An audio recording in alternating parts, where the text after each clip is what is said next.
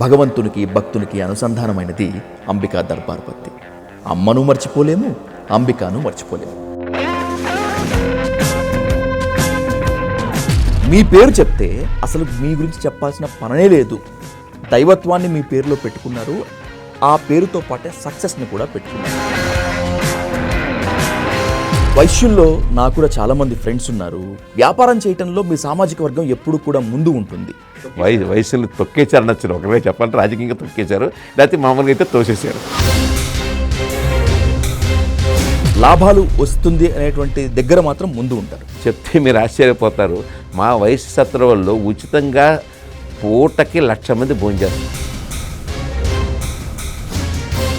రోషే గారు ఇంకే మినిస్ట్రీలో ఉన్నా సీఎం స్థాయికి వెళ్ళినా కూడా మాకు న్యాయం చేయండి, మీరు తోడ్పాటు అందిస్తే మేము ఇలా పైకి వస్తామని చెప్పి ఆయన అడిగినా కూడా చాలా సందర్భాల్లో అసలు ఛాన్స్ ఇవ్వలేదు అనేటువంటి ఒక టాక్ ఉంది. మీరు అన్నది కరెక్టే, నో డౌట్. ఏదో కండ వయసు తిరగండి, ఆటోమేటిక్గా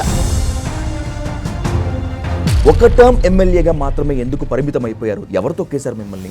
నాకు ఎమ్మెల్యే టికెట్టు రెండోసారి రాకుండా నాకు అడ్డుపడింది ఎవరు తెలుసా? నేను ఓపెన్గా చెప్పేస్తున్నాను. బాలకృష్ణ గారు చెప్పినా కూడా మీకు ఎమ్మెల్సీ పదవి రాలేదు. ఆయన అంత బాగా నా కోసం ఆయన వెళ్ళి ఇంటికి వెళ్ళి చెప్పినా కూడా ఆయన ఇవ్వలేదంటే.